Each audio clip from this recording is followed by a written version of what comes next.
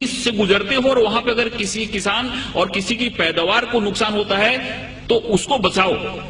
इसलिए 84 लड़ाइयां हुई और उन लड़ाइयों में केवल 1014 लोग मरे, दुनिया का सबसे बड़ा रिकॉर्ड है। और जब प्रोफेट मोहम्मद जब मक्का में आए अपने पूरे सैनिकों के साथ, तो जिस मक्का वालों ने उनको अपमानित किया था, जिस मक्का वालों ने उनको पत्थर से मारा था, जिस मक्का वालों ने उनकी जान लेने की कोशिश की थी और उनकी तकलीफ के चलते उनको हिजरत करनी पड़ी थी, उस मक्का वालों को उन्होंने प्यार से जीता। और वो मक्का की जो फतह थी, ऐसी फतह थी जिसमें खून का एक कतरा भी नहीं बना। प्रोफेट मोहम्मद को जितना अपमानित किया गया था, प्रोफेट मोहम्मद की जिंदगी को जितनी तकलीफ दी गई थी, अगर वो चाहते तो जिस समय उन्होंने मक्का में प्रवेश किया, मक्का की फतह की, उस समय हजारों लोगों का कत्ल करा सकते थे, लेकिन एक भी खून का कतरा नहीं बहा और बड़े प्यार और मोहब्बत के साथ उन्होंने मक्का को फतह किया। इससे यह बात सामने आती है कि शांति और अमन इस्लाम का मकसद है। तलवार उठाई उन्होंने, तलवार इसलिए उठाई कि तलवार उठाने का उनको हुक्म था, मजबूरी थी तलवार उठाना, कि अगर तलवार नहीं उठाते तो मजहब का क्याम नहीं हो सकता। और हर एक जगह गीता में भगवान श्री कृष्ण ने अर्जुन को कहा कि तुम लड़ाई करो, अगर तुम लड़ाई नहीं करोगे तो धर्म की स्थापना नहीं हो पाएगी। अर्जुन वहां से भाग रहा था, अर्जुन ने बोला कि फिर नहीं चलाता क्योंकि मेरे सामने तो हमारे सारे रिलेटिव बैठे हुए हैं। भगवान श्री कृष्ण ने कहा कि यहाँ पे धर्म की स्थापना के लिए तुमको लड़ाई करनी पड़ेगी, तुमको लोगों को मारना पड़ेगा। अगर तुमने लड़ाई नहीं की तो धर्म की स्थापना नहीं होगी। तो एक विशेष परिस्थिति में हमको लड़ाई करने की भी जरूरत होती है। वैसे प्रोफेट मोहम्मद ने अगर लड़ाई करने की बात की तो वहां पे की जहां पे लड़ाई करना मजबूरी था, और वहां पे अगर लड़ाई नहीं होती तो शांति की स्थापना नहीं होती।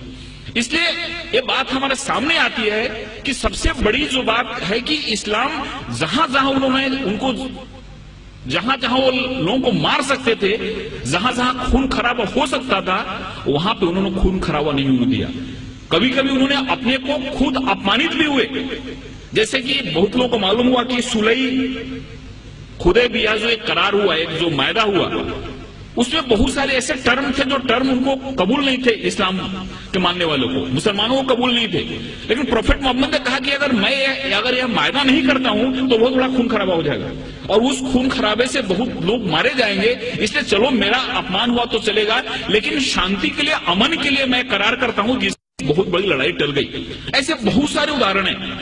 एक बार एक यहूदी का जनाजा जा रहा था और प्रोफेट मोहम्मद अपने लोगों के साथ बैठे हुए थे। उन्होंने जब जनाजा देखा तो उठ के खड़े हो गए। उनके लोगों ने कहा कि ये तो मुसलमान का जनाजा नहीं है, तो एक यहूदी का जनाजा है। तो मोहम्मद ने कहा, प्रोफेट मोहम्मद ने कहा, क्या यहूदी इंसान नहीं होता? ये सारी चीजें हमारे सामने आनी चाहिए। उस बूढ़ी औरत की कहानी मालूम है कि उसको ऐसा लगता था कि यहाँ पे इस्लाम बढ़ रहा है, मोहम्मद नाम का ऐसा शख्सियत है जो सबको इस्लाम में ले जा रहा है, इसलिए वो गांव छोड़ के जा रही थी। उसके सर पे गठरी थी और गठरी उठ नहीं रही थी। एक नौजवान आया और बोला कि माता जी मैं आपकी मदद करूं, आप चलो अपनी गठरी में गांव के बाहर छोड़ देता हूं। औरत ने उनको गठरी दी और वहां से नौजवान उस गठरी को अपने सर पे लिया और गांव के बाहर गया और बोला कि आप ठीक है, आप गठरी लो जाओ। उस औरत ने पूछा कि कैसा नेक इंसान है जो अपने सर पे मेरी गठरी लेके जा रहा है। उसने पूछा कि तुम्हारा नाम क्या है? इन्होंने कहा कि मुझको मोहम्मद कहते हैं। जिसके डर से भाग रही थी वही इंसान उस औरत की गठरी को अपने सर पे ले जा रहा है और उसको मदद कर रहा है, और उसी दिन औरत इस्लाम में आ गई। जो औरत प्रोफेट मोहम्मद के सर पे हमेशा कचरा फेंका करती थी नमाज के जाते समय, रोज कचरा फेंकती थी उनके सर पे। एक दिन जब उसने कचरा नहीं फेंका तो मोहम्मद जब लौट रहे थे, प्रोफेट मोहम्मद, तो उन्होंने देखा और पूछा कि औरत कहाँ है? लोगों ने कहा कि वो बीमार पड़ी हुई है। वहां पे जाके उन्होंने उसकी तबीयत पूछी।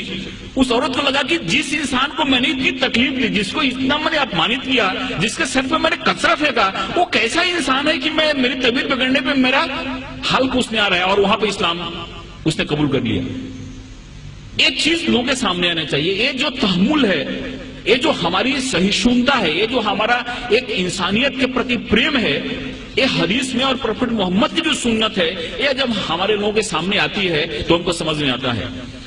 एक हमारे बहुत नजदीक के मित्र हैं जयपुर के, उनको कई बार मैंने मुशायरे के लिए बुलाया। उन्होंने दो चीजें मुझको बताई। ये दोनों चीजें मुझको कहीं रेफरेंस मिला नहीं है, लेकिन उन्होंने बताई, उन्होंने पहला ऐसा बात